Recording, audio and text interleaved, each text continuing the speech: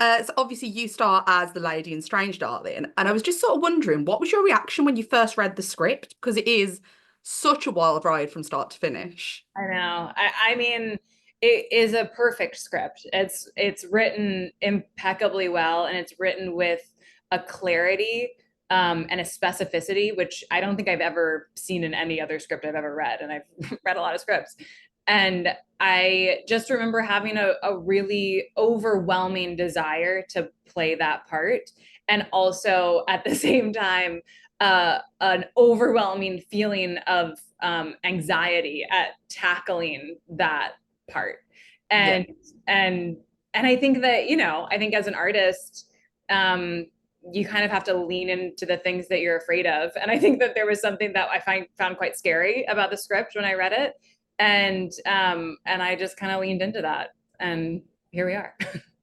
And so you mentioned like the scary element of the script. There's Yeah. quite a few moments where your character is very vulnerable in this script and in some really quite frightening situations. And I was wondering for you as an actor, what was that like to do and how did you sort of mentally prepare yourself for those scenes? Yeah. Yeah. I mean, I think that the lady is such a complicated character and there's so much going on. And I think that for me, a huge part of feeling comfortable and able to go there in those moments was having the amazing presence of Kyle with me on set and the implicit sort of trust that we had built in the process of making this movie and knowing that I wanted to like go those places with him. And I think also having JT and having Giovanni um and having just a real trust and a real confidence in the creative team as a whole just lets you be free in a way that you don't always feel like you can be. No, that's fantastic. I mean, I'd read in a separate interview with Kyle that you two were both living together shortly while filming this film. Yeah. I mean, what was that like? Like doing I mean, those it was great. We had already shot. We'd probably already shot for like maybe 3 weeks, and then we moved further out because we had been staying in Portland. But it was like an hour drive every day to work, and we are going to be shooting a lot of stuff near Mount Hood.